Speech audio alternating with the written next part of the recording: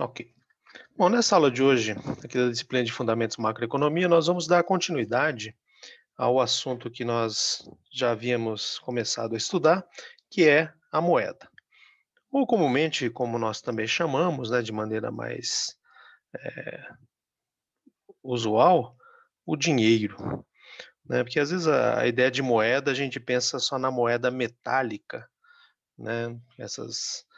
E a gente não considera as cédulas como se fossem moeda, tá? Então existe uma diferença entre, digamos, a denominação técnica de moeda, né, que é o que nós chamamos de dinheiro comumente, né? Então envolve não somente as cédulas, mas também as, as moedas metálicas. Eh, então, só peço atenção a isso, né, que às vezes eu vou usar o termo moeda, tá, mas, quando eu estou dizendo isso, eu estou me referindo tanto às cédulas, quanto às moedas metálicas propriamente ditas, né, que é o que nós chamamos de dinheiro. E nós vimos na aula passada um pouco sobre a história da moeda, né, como que foi a evolução, né, desse instrumento, né, que como eu disse a vocês, não é algo que surgiu, assim, ou seja, houve muita evolução da civilização, ou da evolução assim da vida humana, mesmo em sociedade, sem a existência de moeda, né? A moeda foi algo que surgiu historicamente, de maneira diferente, a depender do lugar, e com uma característica comum, independentemente da forma como tem assumido e a época, mas permitiu um grande avanço, uma grande multiplicação das trocas de produtos, de recursos, que permitiu então não somente o crescimento, mas o aumento da complexidade ou da compartimentalização das atividades econômicas. E como eu falei para vocês, dois processos reconhecidos nessa área, um chamado divisão social do trabalho, processo mais amplo, né, de direcionamento de grupos populacionais para tarefas específicas, para trabalhos específicos, né, como agricultores, caçadores, pescadores, pastores, né, algo muito comum em civilizações mais antigas, e posteriormente, né, isso foi tendo essas, esses trabalhos foram sendo subdivididos, né, em atividades mais específicas, trabalhos mais específicos ou tarefas mais específicas, dando o que levou então ao que se chama de divisão técnica do trabalho, que é a especialização progressiva das pessoas em atividades cada vez mais particulares, que é o mundo que nós vivemos, né, que leva a que nós,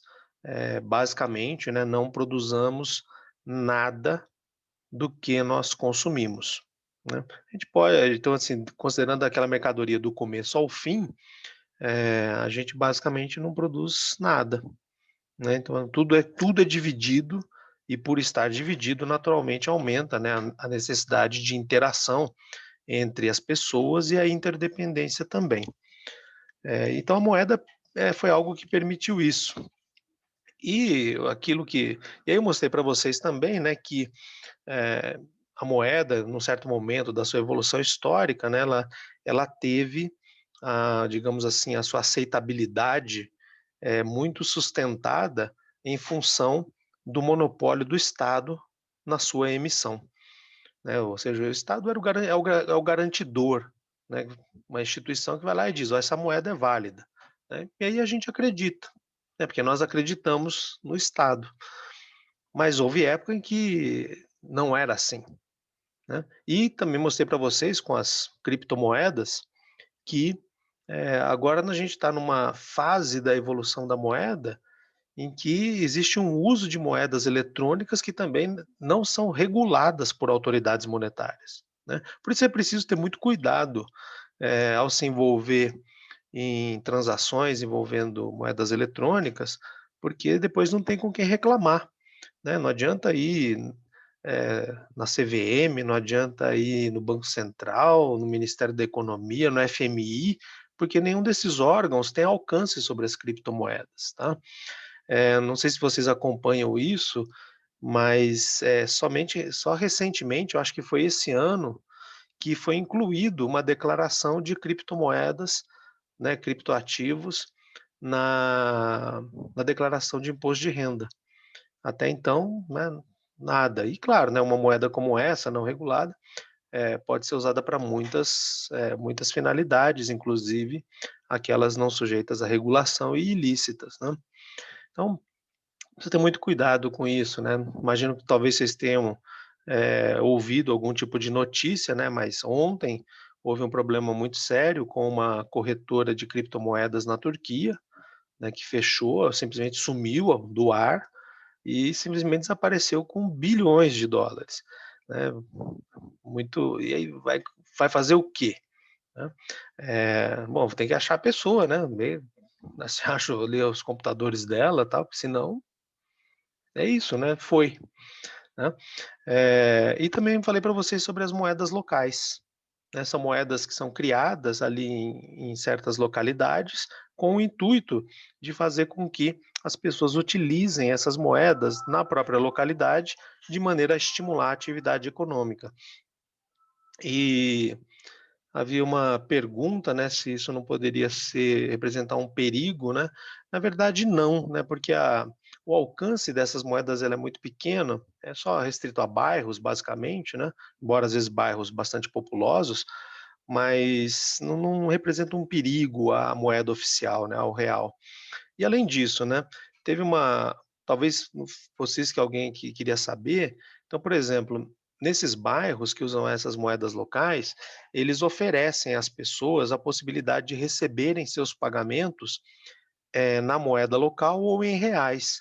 Assim como, né, todo o comércio ali da localidade, recebe em reais e na moeda local, tá. Então, assim, não existe nenhum tipo de impedimento ao uso do real, né. O que existe é a proposta de uma alternativa, né. Então, digamos que eu trabalho num bairro desses e falo lá para o meu empregador: "Olha, eu quero receber na moeda local". Com isso, basicamente, eu estou sinalizando que eu vou, basicamente, gastar meu dinheiro no bairro, né, mas se eu pedisse para receber em reais, não teria problema, né. Até porque, é claro que isso eu estou falando num pagamento feito de maneira direta, em espécie, né. Agora, se o pagamento for feito, direto por um depósito em conta bancária, aí claro que o pagamento é sempre em reais, né, porque essas moedas locais, elas só existem numa circulação extra sistema bancário. O sistema bancário oficial, né, ele só utiliza reais.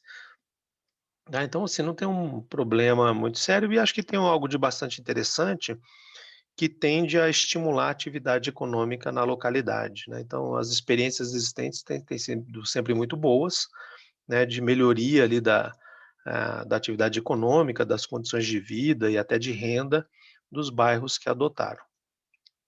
Mas isso são algumas coisas, né, assim, muito novas, de alcance pequeno do ponto de vista macroeconômico, né, mas, que do ponto de vista local pode ser bastante interessante, né. Só apresentei para que vocês tivessem conhecimento, né, até porque, parte da turma estuda administração, né, pode querer fazer algum tipo de empreendimento e fazer uma moeda, por exemplo, é um empreendimento, né. Então existem os respectivos bancos, todo o sistema de impressão, tal, né, que eu realmente não conheço particularidades da impressão, mas, acredito que deva haver alguma participação da Casa da Moeda, algum auxílio nesse sentido, para que não haja, né, falsificação e acabe com toda a ideia, né. Então existem muitas coisas nessa área monetária, né, como o microcrédito, os empréstimos diretos, né, os peer-to-peer lending, não somente para pessoas físicas quanto jurídicas, né, pelo sistema de crowdfunding, que tem se expandido muito, né. Mas isso aí são aspectos mais, digamos, microeconômicos ou, empresariais do que propriamente aspectos macroeconômicos, tá. Mas tem alguma ligação com moeda.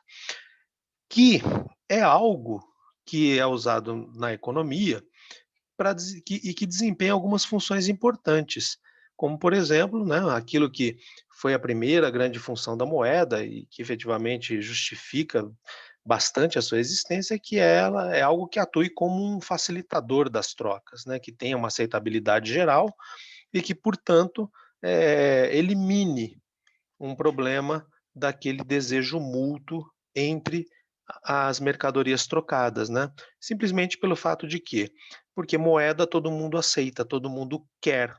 Então não importa, né, eh, o que a outra pessoa tem de mercadoria, basicamente ela produz alguma mercadoria para trocar por moeda, né. Hoje nós, né, trabalhamos para quê? Né, claro que no fundo a gente está interessado em alimento, em vestuário, moradia, né, e depois, né, quando as coisas melhorarem, né, entretenimentos, viagens, essas coisas, né. Só que a gente não faz isso direto, né, a gente não sai por aí procurando: "Olha, eu vou fazer uma tarefa aí para você, e aí em troca você me dá ali, né, 5 pacotes de arroz, 4 de feijão, sabe, 2 quilos de batata", né, ninguém faz isso. Na verdade, a gente vai para receber dinheiro, moeda. Aí a gente pega essa moeda e vai no supermercado e troca lá com o supermercado as nossas moedas por aquilo que nos interessa como alimento, né. Eh, então essa é uma grande função que uma moeda tem que ter para existir, quer dizer, algo tem que ter para existir como moeda. Além disso, servir como unidade de referência de conta, né, algo que a gente possa usar para medir valor, né, e que possa também ser utilizado para fazer pagamentos, né, diferidos, ou seja, pagamentos através do tempo, né, porque às vezes algumas formas de pagamento não são feitas de uma única vez, né, elas precisam de prazos, né, como por exemplo o pagamento de imóveis, pagamento de veículos, eh, a própria formação de uma aposentadoria, né, de uma previdência complementar. Então, é preciso que a gente possa fazer essa distribuição do valor através do tempo, e para isso a gente precisa de algo que nos dê uma unidade de medida, uma unidade de conta. E também serve, né, como, ou executa a função de reservar valor, né, permitir que o valor, fique preservado através do tempo. E aí eu fiz uma pergunta para vocês na aula passada, que era o seguinte, né, que valor do quê? Que valor é esse, né, que é interessante que seja preservado através do tempo? O que que vocês acham que valor é esse?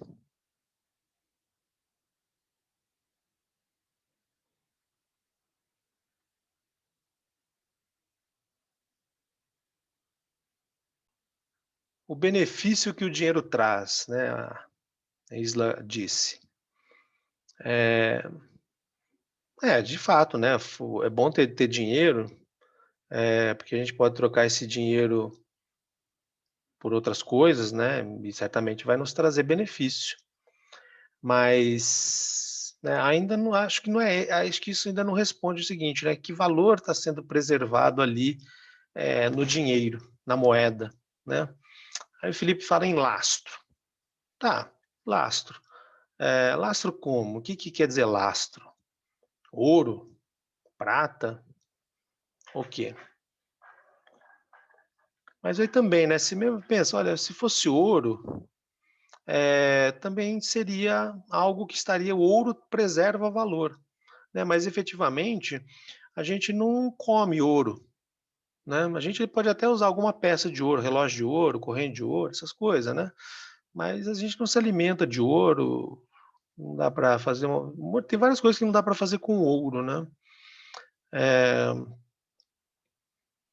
Facilidade de troca, poder de compra, de fato, né, assim, o poder de compra ele está representado pela moeda, né, pelo dinheiro, mas ainda não diz o que é que está lá dentro, né, o que está lá dentro do dinheiro, né, disso que nós, chamamos de moeda, né. É isso aqui que eu vou mostrar para vocês, que é o que está ali e faz com que seja tão importante.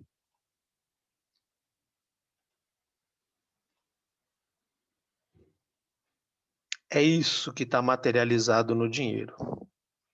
É o valor do tempo de vida de cada um de nós que foi dedicado ao trabalho, a uma atividade produtiva dentro de uma sociedade.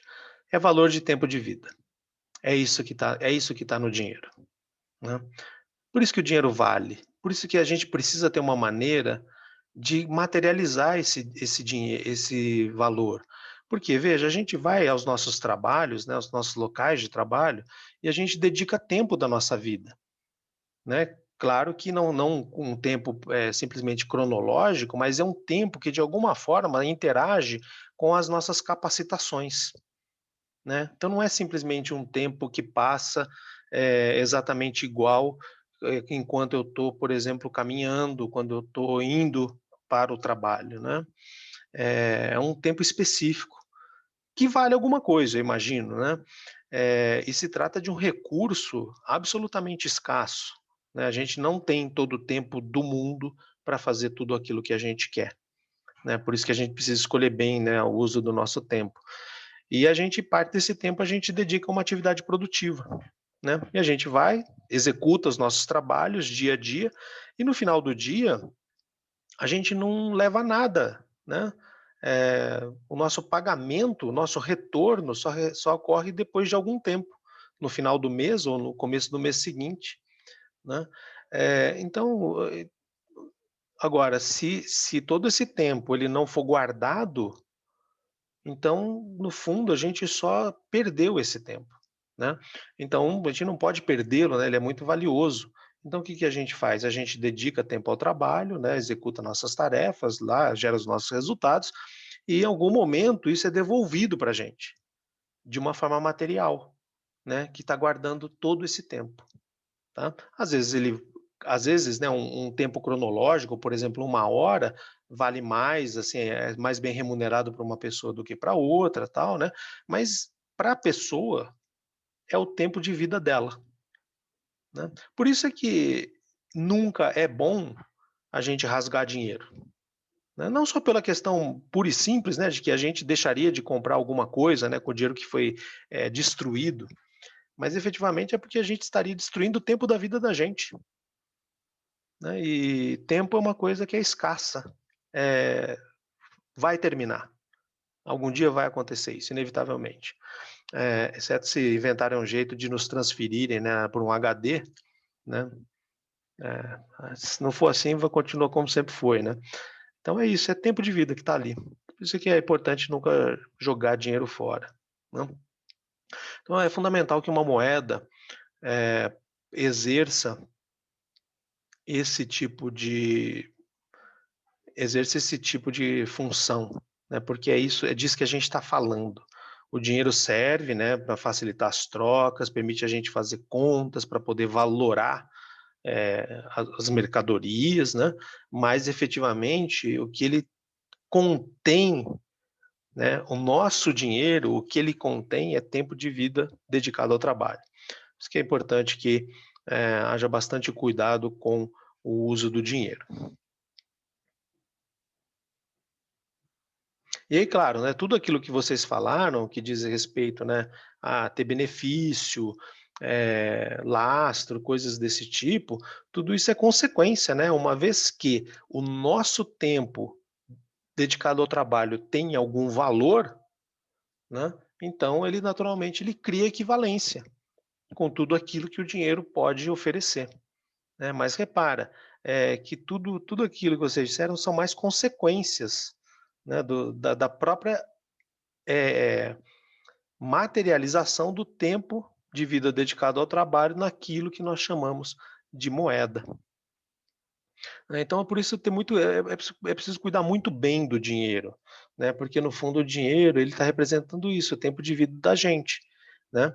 E se você olhar para a vida de uma maneira pura e simples, né, do ponto de vista material, a gente precisa sobreviver, né. E para a gente sobreviver, o nosso dinheiro não pode desaparecer simplesmente, né, porque aí a gente fica num risco tremendo de, não conseguir sobreviver. Então é muito importante ter cuidado com o dinheiro, né, por causa dessa questão.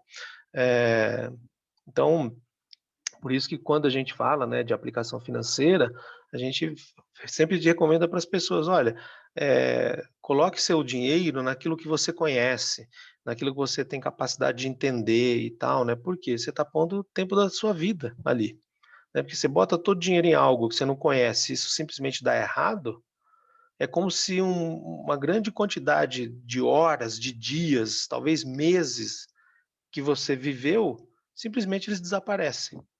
E o grande problema é que, às vezes, quando isso desaparece, não tem mais retorno, tá. Por isso que é fundamental ter bastante cuidado com a moeda, e com o dinheiro. Bom, então nesse sentido, né, é absolutamente importante que a moeda não só sirva como intermediário de troca, unidade de conta, mas ela preserve valor, né. Então vamos ver, por exemplo, no caso do Brasil, né, como que foram nossas moedas do ponto de vista, da preservação do valor, que basicamente a capacidade de preservação de valor de uma moeda está muito ligado à sua própria sobrevivência, né. Porque pensa, quando uma moeda deixa de preservar valor, naturalmente a gente deixa de confiar nessa moeda, a gente deixa de aceitar essa moeda. E claro que a moeda vai perdendo a sua função como um intermediário de trocas, como um facilitador, né? Porque quem vai querer pegar moeda se ela não preserva valor, se ela perde valor, né?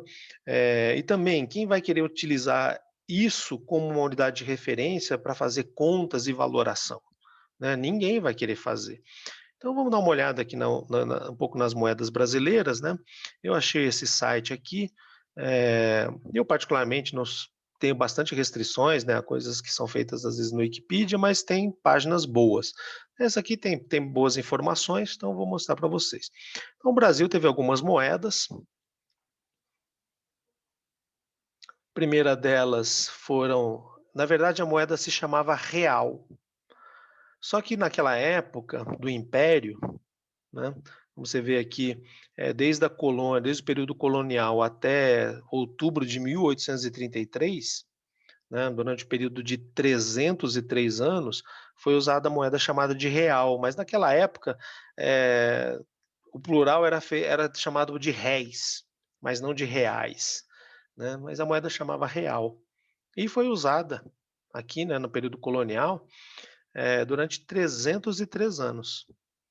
Aí depois ela foi mudada a denominação, que passou a ser chamada de mil-réis, que foi aqui então desde ali outubro de 1833 até 1942, durante 109 anos.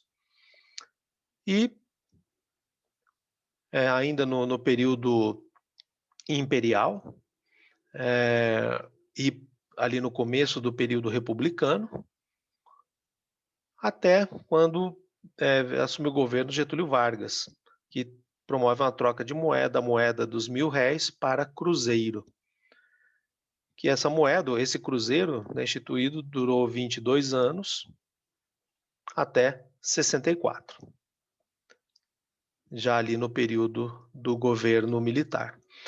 E no governo militar, o primeiro presidente, General Castelo Branco, retirou os centavos, né, manteve o nome da moeda de cruzeiro, retirou os centavos, e ela permaneceu por 2 anos. E ele próprio, o general Castelo Branco, então promoveu uma troca monetária para o cruzeiro novo, que existiu na nossa economia durante 3 anos. Aí, seu sucessor, o general Médici, também promoveu uma troca monetária. Então, a moeda que era o cruzeiro passou a ser cruzeiro novo, voltou a ser cruzeiro. E foi usada na economia brasileira por 14 anos. Aí o seu sucessor, general Figueiredo, promoveu também uma retirada de centavos, e essa moeda durou 1 ano.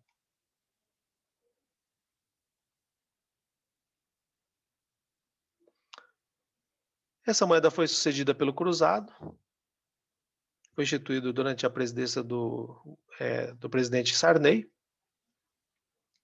com a proposta de acabar com a inflação no Brasil, e durou 2 anos. sendo substituída pelo cruzado novo. Depois que o plano econômico, chamado Plano Cruzado, não deu certo, então surgiu o cruzado novo, que nada mais era do que uma simples conversão monetária, né? Ou seja, 1000 cruzados valiam um cruzado novo. Era só um jeito de diminuir os preços, né? Ou seja, diminuir assim, a representação numérica dos preços, né?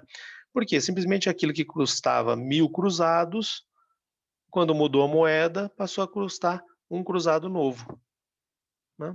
Mas também, como um cruzado novo valia 1000 cruzados, então ficou tudo igual, né? Não houve nenhuma mudança, só uma mudança de denominação monetária. Aí né, José Sarney foi nosso primeiro presidente da fase democrática, né, da segunda fase democrática no Brasil, sendo mais eleito por uma eleição indireta, né, e sendo vice-presidente, né, do presidente eleito Tancredo Neves, que infelizmente faleceu muito precocemente em relação ao seu mandato, e aí veio a primeira eleição direta no Brasil, sendo eleito o ex-presidente Fernando Collor de Mello, que fez uma reforma monetária, né, chamada do Plano Collor, e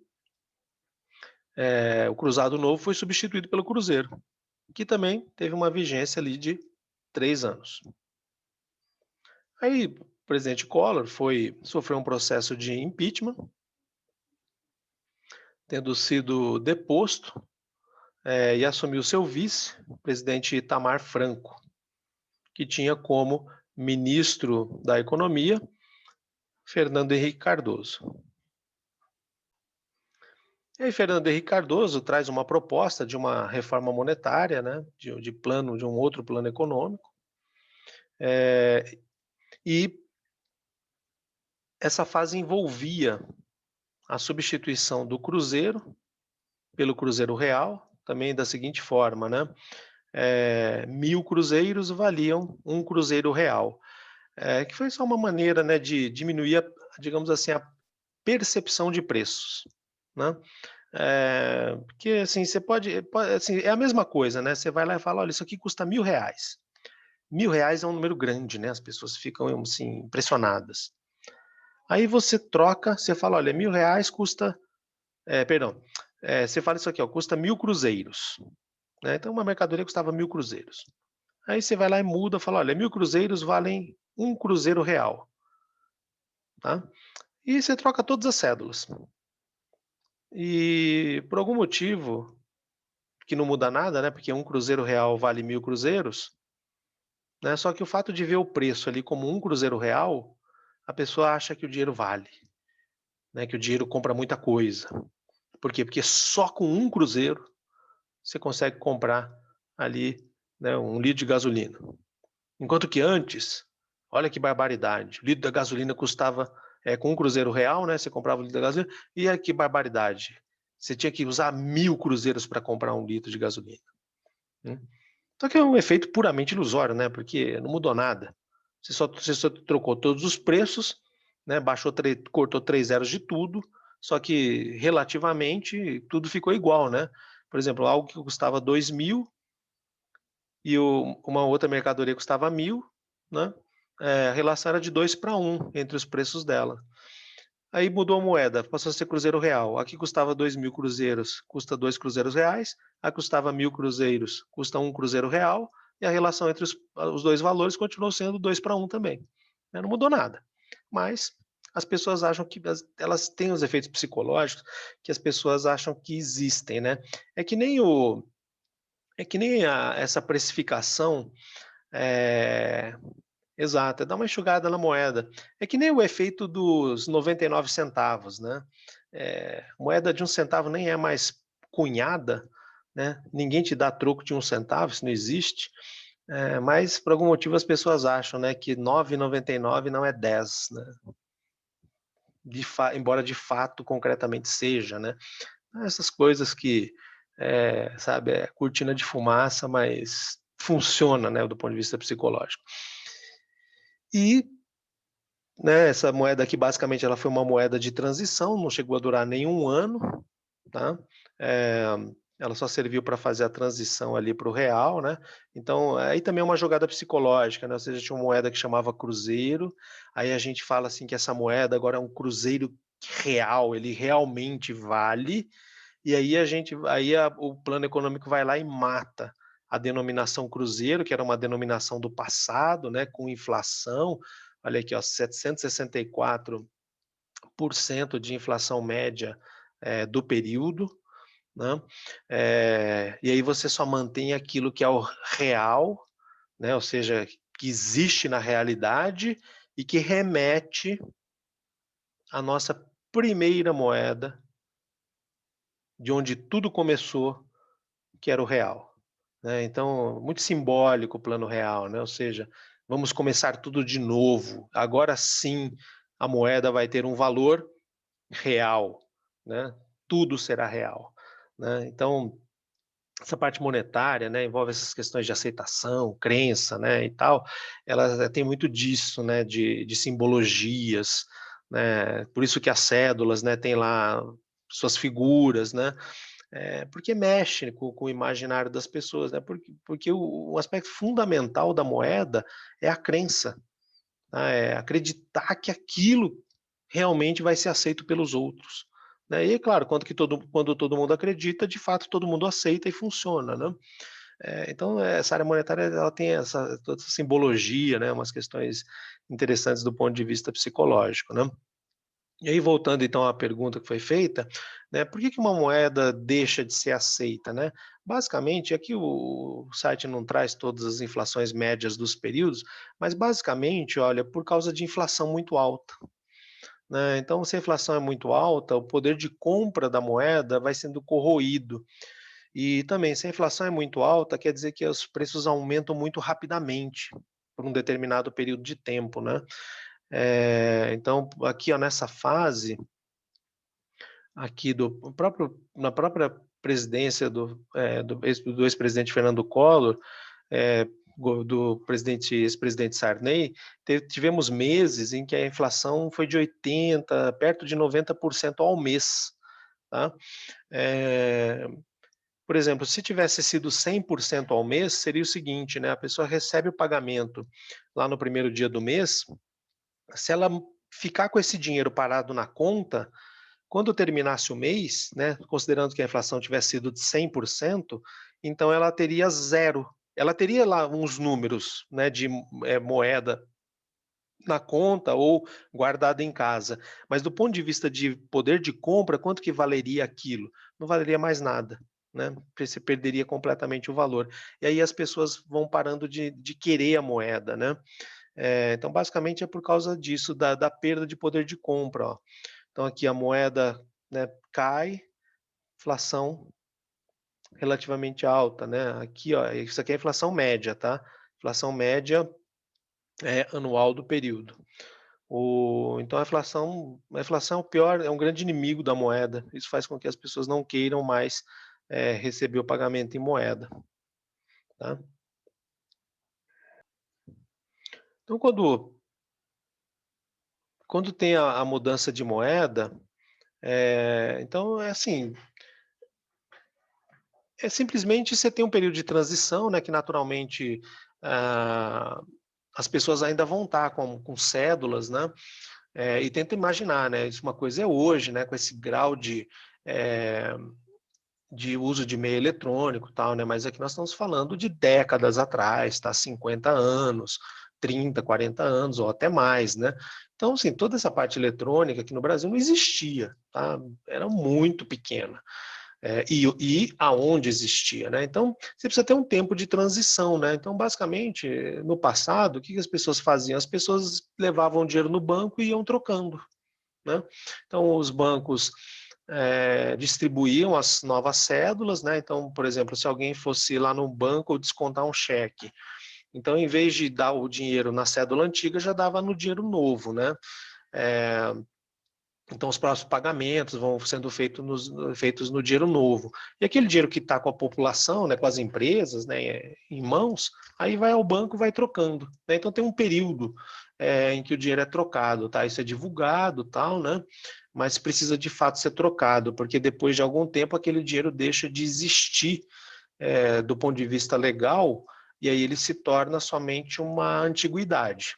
Né? Claro que aí, dependendo do grau de preservação da cédula, da moeda, às vezes ele passa até a valer muito mais do que antes, né? Por causa da sua raridade, mas ele não é mais usado, né? Como um, digamos assim, com a ideia do dinheiro comum que a gente tem, né? Que é aquilo que a gente usa para pagar as coisas. Né? Mas se for ver, no fundo, ali você está trocando, né? Você não está só pagando, você está trocando dinheiro, né? Que no fundo é tempo de vida produtiva, você está trocando por outras mercadorias que essas sim a gente consome e tal, né? Então o processo de troca ele é feito assim, né? Você anuncia, dá um tempo ali para a população, né? Ela vai trocando no sistema bancário, basicamente, né?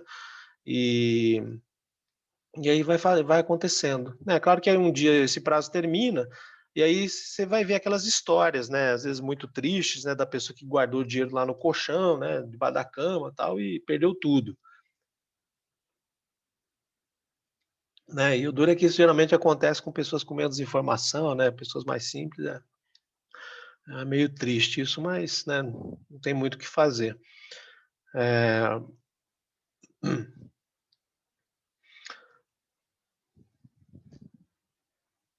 Aí vem duas perguntas, né? Legal que essas perguntas tenham sido feitas, porque era justamente o que eu ia falar sobre a nossa moeda atual, o real, né? As perguntas são se a moeda atual, o real, está indo para o caminho de troca ou ainda é inviável, né? E a outra é se a criação de moedas de maior valor significa que estamos, de fato, com uma moeda desvalorizada. Bom, vamos ver, né? Para isso, eu vou trocar aqui de página, vou aqui para uma página do IBGE, que é a página do IPCA, né? Que é o nosso índice oficial de medida de inflação.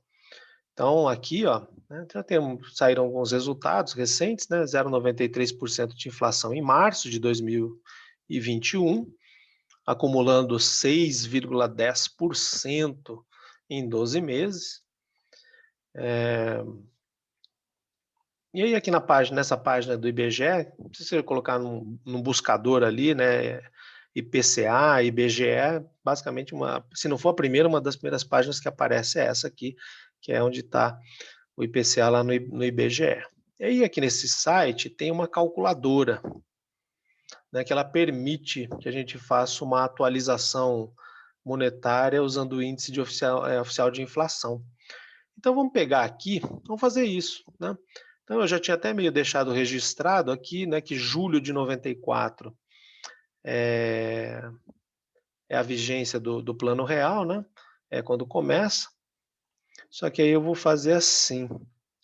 Eu vou imaginar, então eu vou imaginar alguma coisa da seguinte forma, né? Eu tinha R$ 100 ali no início de julho de 94. Né? Então, 0 segundo de julho de 94 eu tenho R$ 100. Né? Aí o mês vai correr, vai acontecer a implementação do Plano Real, mas vai ter inflação também. E aí a gente vai chegar aqui em março de 2021, né, que é o último resultado existente, né, de medida para o IPCA. Então, eu vou supor que eu tinha ali R$ 100. Né?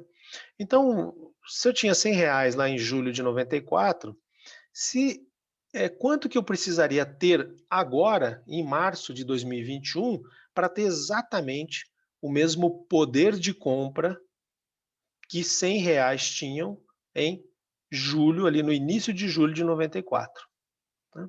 Então vamos ver quanto seria. Aí se a gente aperta aqui, ó, o site já dá para a gente o valor.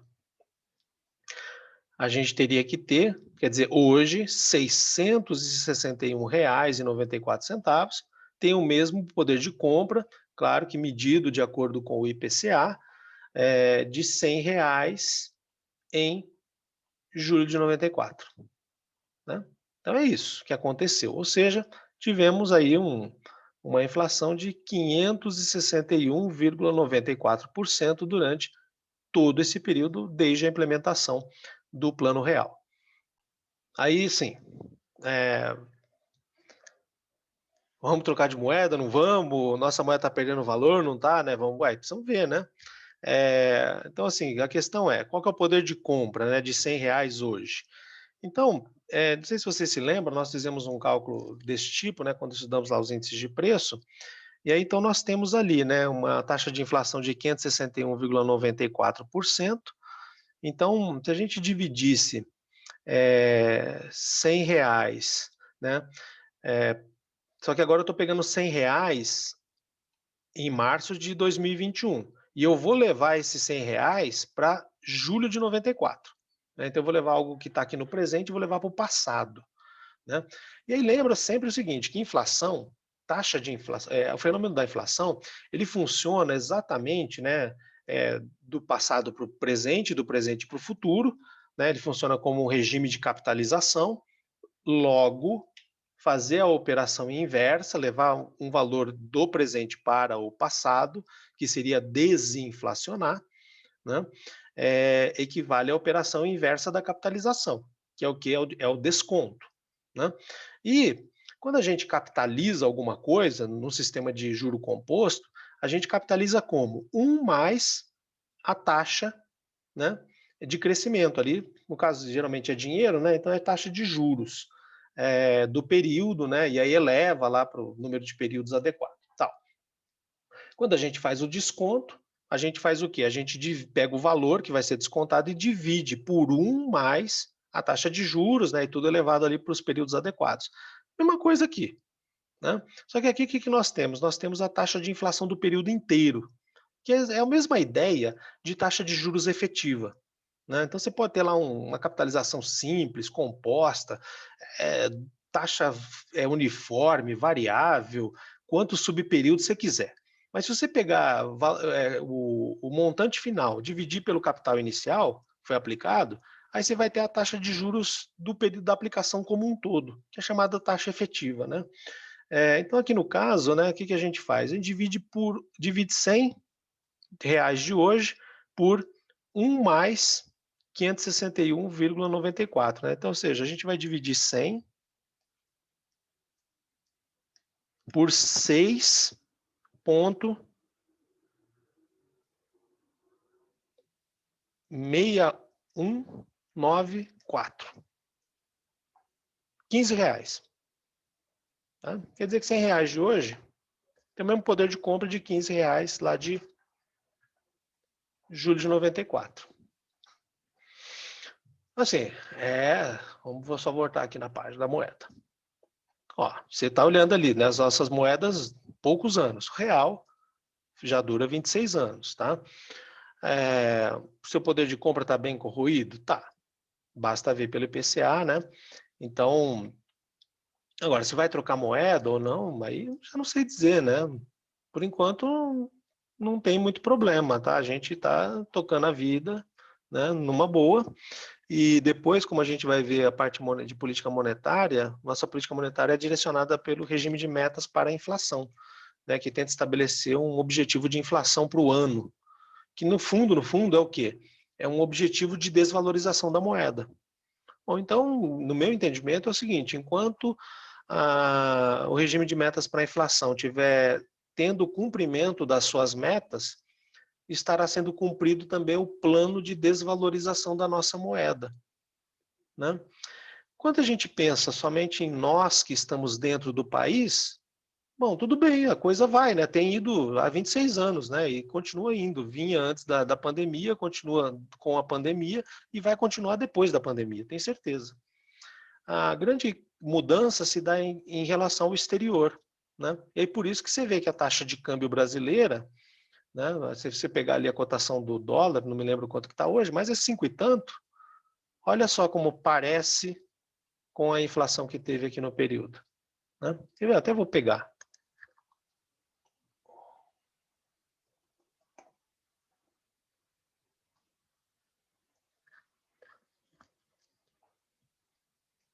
Aqui, ó, $1 hoje, 5,48.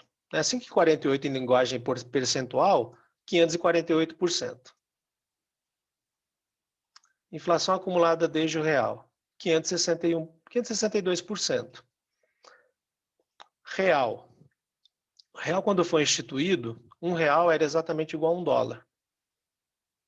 Então, ou seja, aqui dentro fica tudo tranquilo, né? Porque entre nós ficou tudo igual. A moeda vale menos.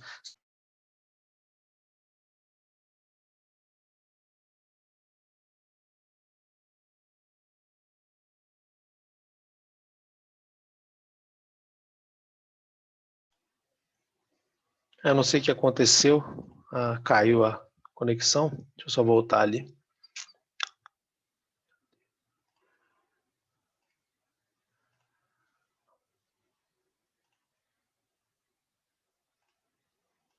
Aqui, ó. Parecido, né?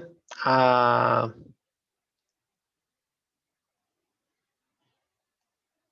taxa de câmbio com a taxa de inflação.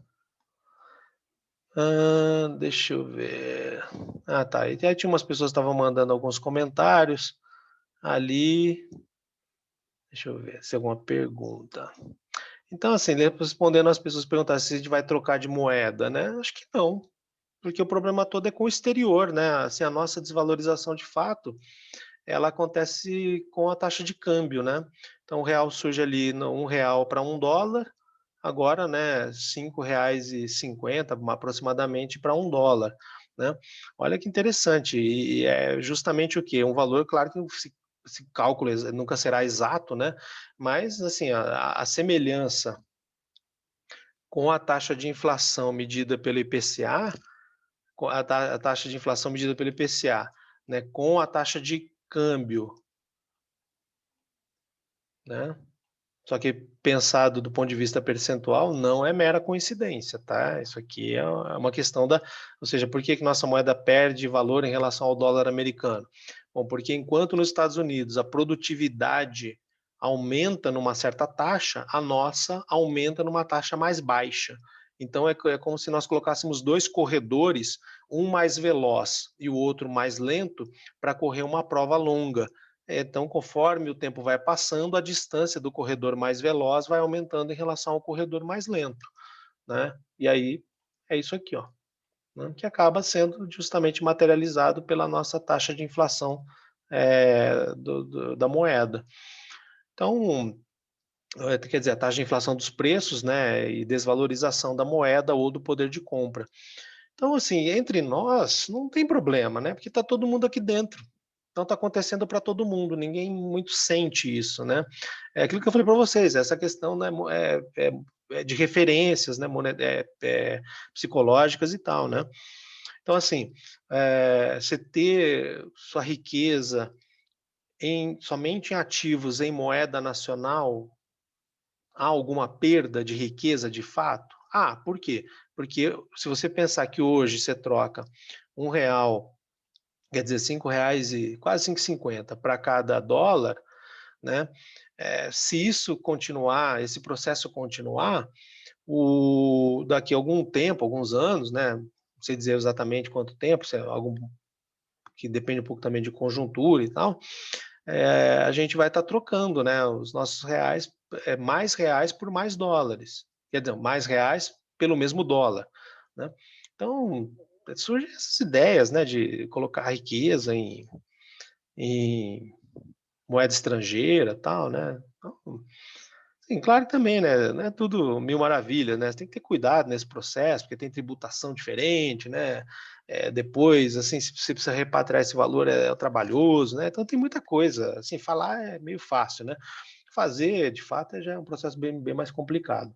Tá? Mas é isso, né? Assim, a coisa é como é.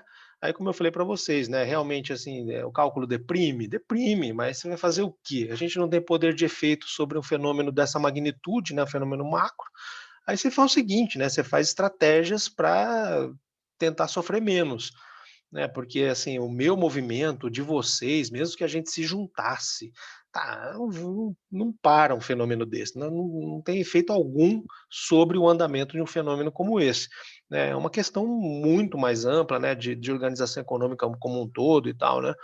Então, o que a gente tem que fazer é tentar entender, o que acontece e tentar tirar proveito disso, na medida de que outras coisas, ocorram, né. Que vão, por exemplo, né, que, por exemplo, assim, não sei se quem acompanha movimento de ações deve ter visto, que ações de frigoríficos brasileiros tiveram uma boa valorização ultimamente, né. Em parte por causa do aumento da demanda por carne, sobretudo na China, mas também em grande medida porque alguns grandes frigoríficos, como é o caso especificamente da JBS e da Marfrig, que são duas empresas muito internacionalizadas, elas têm dívida em dólar. Muita dívida delas é em dólar. Então, enquanto você vai precisar de mais reais para o mesmo dólar, isso significa também que $1 vale mais, ele vale mais reais, né? Então, o, é como se o endividamento, como você precisa trocar mais reais para cada dólar, é como se a dívida dessas empresas em reais agora tivesse diminuído, né? Por quê? Porque a equivalência com o dólar aumenta. Então, coisas assim, né? Ou repactuação, né, de contratos, tal. É isso que a gente tem que fazer, né? Que é o que dá para fazer. Porque o fenômeno macro ele tem essa característica, né? A gente não impede, ele é muito grande, né? O movimento é o movimento de toda uma sociedade, né? Em relação com outras, tal. Então, assim, é muito difícil, né? Você influenciar isso. Quem pode influenciar? Governo, né? Governo pode, né? Porque aí tem poder de determinação, de decreto, tal, né? De intervenção ampla e forte.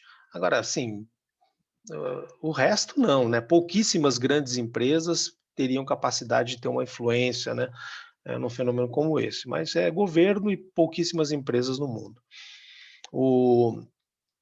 Então, sabe, é isso, né? A coisa é assim, então a gente vai e toca a vida adiante, né?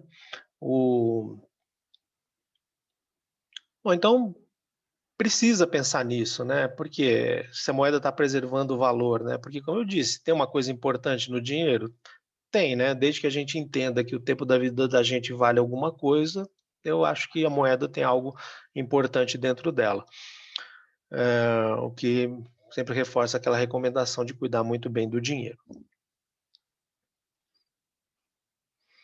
Bom, e no caso, né, a moeda brasileira tem essa perda de valor, né, em relação ao dólar, mas é o que é, né, então, assim, se vai ser trocada, não sei dizer, né, mas, a capacidade de preservar o valor em relação, né, a moedas estrangeiras, está caindo, né. Agora, como eu falei para vocês, como entre nós que estamos aqui dentro do barco, é tudo igual para todo mundo, né, claro que não é tudo igual, né, porque a inflação oficial não é igual para a minha inflação não é igual à inflação de cada um de vocês, eh, e menos ainda de alguém que mora lá no interior do Piauí, né, então então a gente meio pensa dessa forma, porque é o jeito que dá, né, mas de fato, exatamente não é, né. E aí mas então como ninguém consegue saber exatamente qual é a sua inflação, a gente sempre recorre ao índice oficial, todo mundo olha para o mesmo lugar e pronto, todo mundo acha que ficou tudo igual entre todo mundo, né. E aí ninguém fala nada, né. Eh, então a coisa vai. Então não sei dizer para vocês se vai ter troca de moeda, né, acho que não. Hã, Desvalorização e valorização de uma moeda em comparação com a estrangeira ou com a nossa, não. Na verdade, quando você fala de desvalorização, é a moeda que você tem que dar mais, né, então você sempre vai pensar assim, uma das moedas você fixa a unidade, né, então basicamente a gente fala assim: "Ó, quanto que eu preciso de reais para comprar $1", né, então a gente fixa $1, uma unidade de dólar. Aí você vê quantos reais você precisa, né. Então digamos que a taxa de câmbio fosse R$ 5 por dólar. Aí a taxa de câmbio mudou, ela aumentou, tá, então aí ela foi para 5,50. Então agora eu preciso de R$ 5,50 para comprar o mesmo dólar, né, ou seja, eu preciso dar mais reais para o mesmo dólar. Então, como eu preciso dar mais reais para o mesmo dólar, quer dizer que o real se desvalorizou em relação ao dólar, tá? Se a taxa de câmbio baixar, né, digamos que ela for voltando ali, né, se ela fosse 5, baixasse para 4,50. Então agora, para comprar o mesmo dólar, eu preciso entregar menos reais. Então, nesse caso, né, como eu diminuo a quantidade de reais para trocar pelo dólar, então eu digo que o real se valorizou em relação ao dólar, tá? Então é assim que esses termos são usados. A gente vai voltar a falar disso quando a gente estudar a parte de câmbio e tal, é que é importante ter isso bem claro. Ok. Bom, aí temos uma coisa importante, né, que a gente precisa entender quando estuda a parte monetária, né, que basicamente a gente vai olhar, claro, que um mercado monetário, que é fundamental, né, para a gente entender as políticas macroeconômicas, o que é que vai acontecer, a gente vai ter que pensar na oferta e na demanda monetária. Tá?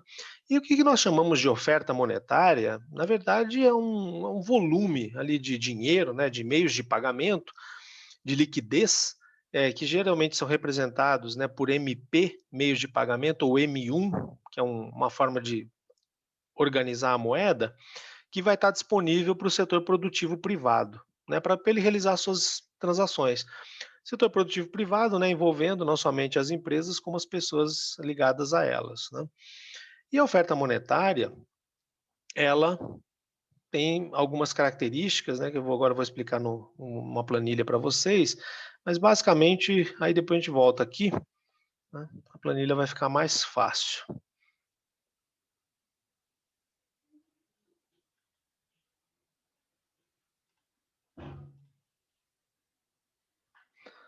Que é essa planilha aqui, deixa eu só. Então, a planilha está um pouco crua, né? Peço até desculpas por isso, mas eu fiz isso aqui hoje, porque eu mesmo estava pensando, nossa, como é que eu vou explicar isso para eles, né? De uma maneira assim, que não envolva muitas equações, né? As questões assim, que talvez um economista tem que saber, mas acho que para vocês têm que ter a ideia, né? Tem que ter a imagem da situação. Né? Vamos ver se eu consigo fazer isso com esse desenho que eu fiz aqui no Excel, tá? Eu peço desculpas porque tem umas partes aqui que não estão pintadas, tal, né? Mas eu fiz hoje, agora à tarde, que eu nunca tinha pensado, eu mesmo nunca tinha montado desse jeito, mas eu falei, vou ver se isso funciona, né? Bom, então vamos lá. O importante aqui não é saber tecnicalidades, tá? Mas é captar uma ideia interessante da situação. Então, o que acontece? O Banco Central, ele é o órgão que pode autorizar a emissão de moeda, tá? Que seria, digamos, a moeda que é válida, né? Então, o Banco Central notifica a Casa da Moeda e autoriza a produção de papel moeda, tá? Cédulas e moeda metálica, né? Claro que assim, a Casa da Moeda tem, né, dinheiro já impresso lá guardado. Só que esse dinheiro que está guardado na Casa da Moeda não está autorizado pelo Banco Central, não está sendo chamado de emitido ainda, é um dinheiro que não vale, tá? É igualzinho, só que ele não está autorizado a entrar na economia. Então, esse dinheiro que o Banco Central autoriza é o que nós chamamos de papel moeda que é emitido. Tá? Então, existe um certo volume de emissão de dinheiro. Tá? Não importa quanto seja, né? 100 bilhões, 1 trilhão, 500 bi, não importa. Seja qual for o valor, é o papel moeda que foi emitido, né? Que é o que está autorizado a ser utilizado no país. A partir desse papel moeda que é emitido, né, então uma parte dele fica no caixa do Banco Central e outra parte é colocada em circulação. Tá? Então, por isso que eu coloquei dessa forma. Né? Você vê que aqui é o papel moeda emitido, né, tem a mesma largura, né, da soma do caixa do Banco Central e do papel moeda que é posto em circulação. A única diferença é que são locais distintos. Né? Essa parcela aqui fica dentro do Banco Central, é o caixa do Banco Central, e essa parte aqui é colocada para fora do Banco Central, é posta em circulação. Tá bom. Né? Então, aí o caixa do Banco Central é ele sempre. Tá? E aí tem aquele papel moeda que foi para circulação. Bom, esse papel moeda que vai para circulação, para quem que ele vai? Ele vai para o chamado público. Quem é o público? O público são as pessoas e as empresas não bancárias, tá? Então o banco não entra aqui nessa jogada. Entra o quê? Entra supermercado, entra siderurgia, empresa de transporte, né? As escolas, mas banco comercial não entra, tá? E as pessoas. Então vamos supor que todo o dinheiro, tá? Todo o dinheiro está com o público e ninguém deposita nada nos bancos comerciais, tá? Eu sei que essa situação ela é hipotética, né? Mas é só para a gente entender a coisa.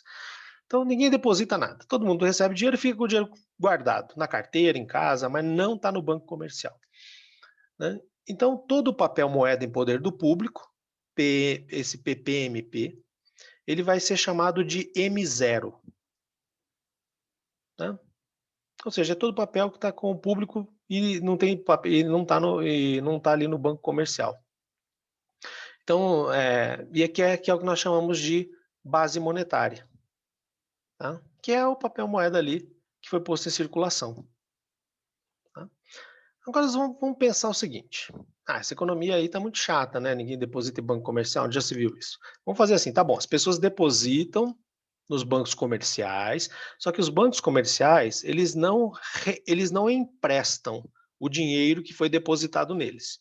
Eles só são guardiões do dinheiro, né? Então, ok. Então, todo aquele dinheiro que estava com o público, uma parte fica com o próprio público, outra parte vira depósito à vista nos bancos comerciais, mas lembrando que todo o dinheiro depositado somente é guardado dentro do banco comercial, tá? Ele não empresta. Ok, então o do papel moeda de circulação vai continuar sendo ali a base monetária, vai ser o M0, só que agora vai estar parcialmente dividido em dinheiro com o público, empresas e pessoas não bancárias, e depositado à vista, sem haver empréstimo, tá? Essa parcela do papel moeda poder do público é sempre ela, né? O depósito à vista é que pode mudar. Ele pode estar dividido numa reserva voluntária, tá? Que é assim, o banco simplesmente prefere que aquele dinheiro fique no banco, ou pode, e outra parcela dos depósitos à vista vão estar tendo que ser guardados pelo banco, não podem ser reemprestados por determinação do Banco Central, que é o que se chama de reserva compulsória, né? E nesse sentido, você vê ó, que o papel moeda de circulação, que é a base monetária, que pode estar dividido entre o papel moeda em poder do público e as reservas bancárias existentes, sejam elas voluntárias ou compulsórias, tá? Compulsório é obrigatório, é sinônimo de obrigatório. Então, a gente consegue ter um primeiro conceito aqui de base monetária. A base monetária é o papel moeda em poder do público mais as reservas bancárias, que se caracterizam por ser reservas compulsórias, obrigatórias, impostas pelo Banco Central, e voluntárias por própria vontade do banco. Ok. Então, nessa situação, todo papel moeda emitido, ele só vai sofrendo uma mudança da maneira em que ele está. O valor, o volume, continua sendo exatamente o mesmo. Porém, isso muda quando os bancos comerciais recebem depósitos e emprestam o dinheiro depositado. Aí olha só o que acontece. O papel moeda emitido, né, parte foi para o caixa do Banco Central, parte foi posto em circulação. A parte de circulação caracteriza a chamada base monetária, que pode estar dividida entre dinheiro em mãos e dinheiro no banco, né? E aí tudo fica igual. Só que quando os bancos emprestam, olha só o que acontece. Aquele valor depositado, ele aumenta e a oferta de moeda na economia fica maior do que o próprio volume emitido de moeda, que é o que nós chamamos, e essa parte aqui, ó, que é o papel moeda e poder do público, mais os depósitos à vista no sistema comercial, é o que nós vamos chamar então de meios de pagamento, também vamos chamar de M1, que é o que de fato caracteriza o que denominamos por oferta monetária da economia, tá? Então, o que acontece? O sistema bancário comercial, ele é capaz de converter um volume depositado num volume maior de moeda, ou seja, ele promove uma multiplicação da oferta monetária, tá? A isso a gente vê efetivamente na próxima aula como é que de fato acontece. Então, quer dizer, deixa eu só fazer uma coisa aqui, que tem um exemplo numérico, que é rápido, só para ter uma ideia, depois a gente retoma daqui e tenta entender o que aconteceu, né? Então, vamos pensar assim, você tem ali um depósito, perdão, você tem um depósito de R$ 100, tá?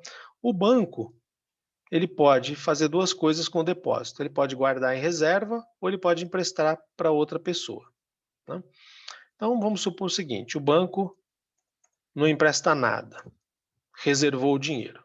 Tudo, o depósito fica guardado no banco, portanto, nós temos em circulação R$ 100, né? Porque aquele dinheiro que está no banco, como depósito à vista, ó, é dinheiro em circulação. Então, R$ 100, 100 em circulação, né?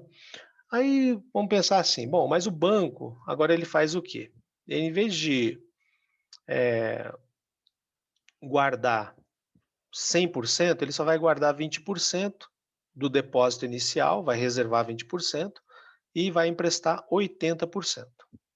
Beleza. Então, nesse caso, ah, nós vamos ter o R$ 100 ali existindo na economia, só que a hora que o banco empresta 80% de 100, então alguém recebe R$ 80 emprestado e deposita também em algum banco comercial, que por sua vez, né, também reserva 20%, tá? Aqui tá, ficou um pouco deslocado.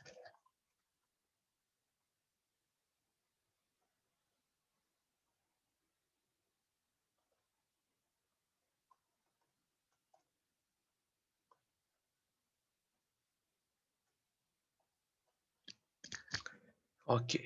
Então, entre 20 reais ele guarda, 80 ele empresta, que vem para uma pessoa, né, que também faz um depósito. Aí, perdão, antes disso. Aí repara que agora em circulação já tem 180, os primeiros 100 com os 80 que foram emprestados. Aí se essa pessoa também deposita num banco, né, que pratica a mesma proporcionalidade, 20% ele guarda, 80% ele empresta, então ele empresta 80% de R$ 80, ele empresta 64, a economia a partir dos primeiros R$ 100, que é a única cédula que existia, agora já tem circulando dentro dela R$ 244.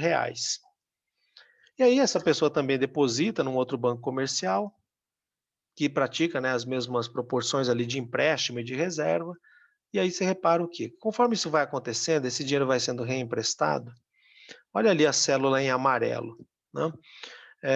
Conforme esse dinheiro vai sendo reemprestado, a partir dos mesmos R$ 100, eu vou passar um pouco rápido aqui, só para o que interessa aqueles.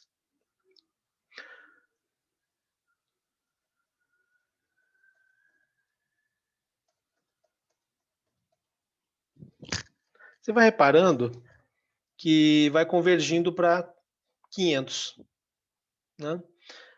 Agora, quem que fez isso, né? R$ 100 existiam na economia, o processo de reempréstimo, que é feito pelos bancos comerciais, fez o quê? Multiplicou o dinheiro em circulação, né? Então, aqui, quem que são esses R$ 100? Que é aquele dinheiro que está em circulação, é a base monetária. A base monetária, sendo depositada num banco comercial e através do processo de empréstimo e reempréstimo que esses bancos fazem, eles fazem com que exista em circulação na economia um volume muito maior de dinheiro, que de fato é o que constitui a chamada oferta monetária. E esse fenômeno de multiplicação da base monetária é chamado o fenômeno de é o fenômeno de multiplicação monetária por parte dos bancos comerciais, né?